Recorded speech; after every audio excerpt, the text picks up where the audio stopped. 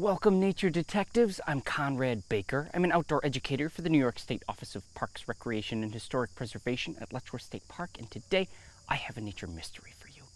I'm joined today by one of my very favorite flowers. It's a super funky one, and I think we can use our nature tools to figure out what kind of plant it is and how it helps us every single day. We'll use two nature tools today, our eyes and our fingers.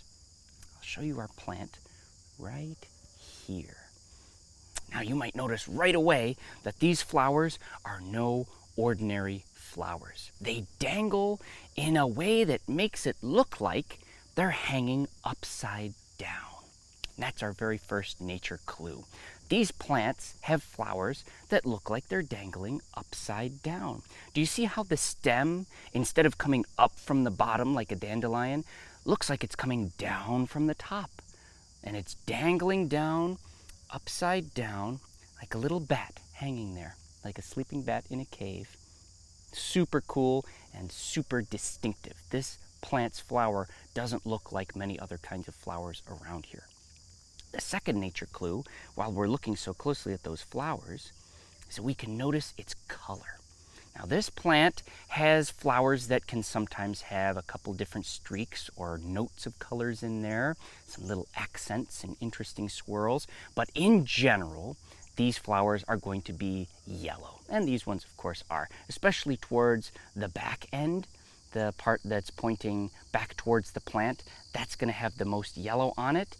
And in this particular plant, it looks like there's some orange and red, some spots, and then down on the petals, facing down towards the ground, it looks like there's even more red and orange. Really cool. But not every single flower of this kind of plant will look like that. Keep that in mind. But they will always have lots of yellow in there. The last nature clue that we can use to figure out what this plant is by trying to find one of its seed pods. We have one right over here. This is what happens when the flower is pollinated by an animal. An animal moves the pollen from plant to plant, flower to flower, and then the flower turns into this wonderful little compact seed pod. And inside there, just like a green bean, that's a sleeve of plant tissue filled with little seeds. This little sleeve of plant tissue filled with little seeds is extremely, extremely specialized. Look what happens when we very gently rub our fingers along the edge of that seed pod. Just feeling the edge. While we're in there, we can feel how smooth it is, how it doesn't have any hairs. And then, boop, it pops right open and flings the seeds all over the place, making a big mess. Now, why do we think that a plant might want to fling its seeds all over the place and make a big mess? It might be because this kind of plant wants to spread those seeds around as far as possible so that the babies that hatch out of that seed will have the best chance of survival and making it in a sunny little patch where they can make their own food from the sun and be successful and go on to make even more seeds and spread the plant even further. Let's put all these nature clues together. We have a really specialized seed pod that flings the seeds all over the place when you touch it. This flower is mostly yellow, might have some other colors in there, but mostly yellow, and appears to dangle upside down under the plant like a sleeping bat. This must be jewelweed. Jewelweed is one of my absolute favorite plants because not only is it pretty easy to find in the woods, but it has the most crazy looking, fancy looking flowers.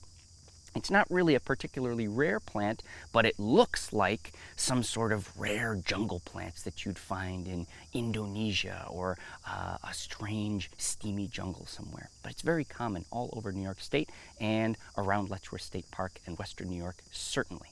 Jewelweed has always been a very special plant to human beings because traditionally in the past it was used as a way to make the itching from poison ivy rash feel just a little bit better. The jewelweed, of course, has all different kinds of fancy common names, and one of them, of course, refers to that little seed pod that bursts open when you touch it. Jewelweed is known as touch-me-not in a lot of circles. Of course, there's no damage to be done to you by touching the plant. It's if you touch the seed pod, it'll fling open and pop open like that, which is fun. If you really want to put your nature detective skills to the test, you can try to find some jewelweed in your neighborhood. I found this plant by looking for a little low spot in a forested area. It's a place that hasn't been an open field in a long time, and the low spot tends to gather lots of moisture. Jewelweed is a plant that really likes to have its feet wet, a gardener would say. It's a plant that likes to live in moist environments so that its roots are touching water a lot of the time. Jewelweed will also tend to grow in a shady area with big trees standing overhead. It doesn't really like to grow out in open fields or open parklands. Well, thank you for joining me for today's Nature Mystery. If you have any questions about jewelweed or other funky flowers that grow in Western New York, please put a comment in the comment section below the video. Share this video with your friends to put their nature detective skills to the test. And as always, like Letchworth State Park's Facebook page to stay tuned for more nature mysteries.